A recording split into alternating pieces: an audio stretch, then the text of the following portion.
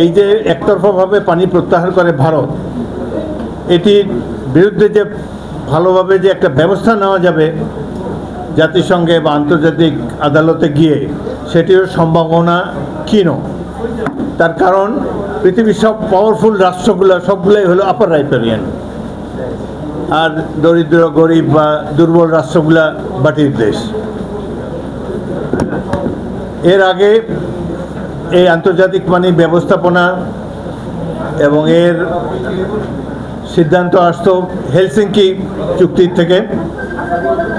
তারপরে একটি ভালো চুক্তি জাতিসংঘে উপস্থাপন করেছিল 1997 convention on non navigational waterways, management of non navigational waterways, 1997 convention যেটিকে বলে।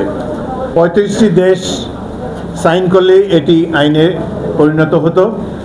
বিএনপি সরকার শেষ পর্যন্ত থাকা পর্যন্ত, তখন পর্যন্ত এটা আইনে পরিণত হয় নাই, 35টি দেশ স্বাক্ষর করে নাই।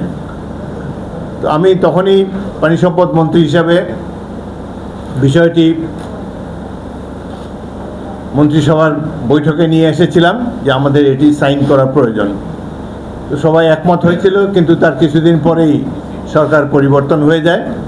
তখনও এটি আইন হয় নাই, মাত্র 2-3 বছর আগে এটি আইনে পরিণত হয়েছে। এটি আইনে তো পরিণত হওয়ার প্রধান কারণ হলো এটার উদ্যোক্তা ছিল আমেরিকা যুক্তরাষ্ট্র, মহাশক্তিধর দেশ। তারা ইনফ্লুয়েন্স করে অন্যান্য দেশকে এর মধ্যে যুক্ত করেছে, যার ফলে এটি এখন আন্তর্জাতিক আইনে পরিণত হয়েছে।